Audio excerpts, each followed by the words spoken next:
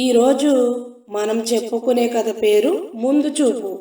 అనగనగా ఒక ఊరిలో ఒక రాజు ఉండేవాడు.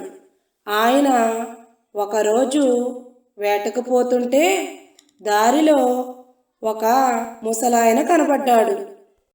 ఒక ముసలాయన ఒక మొక్క నాటుతా ఉన్నాడు.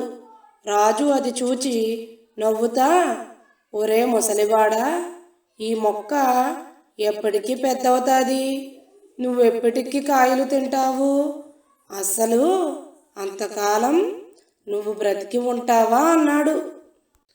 ముసలాయన నవ్వి, ఈ మొక్క నాటుతా ఉన్నది నా కోసం కాదు, నా పిల్లల కోసం, మనవళ్ళ కోసం.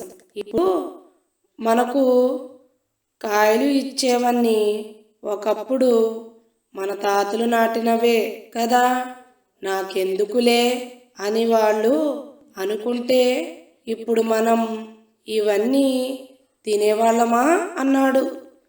ఆ మాటలకు రాజు సిగ్గుతో తలదించుకున్నాడు. ఈ కథలో మీకు ఏమర్థమైంది? కామెంట్ చేయండి. మా వీడియో నచ్చినట్లయితే లైక్ చేసి సబ్స్క్రైబ్ చేయండి.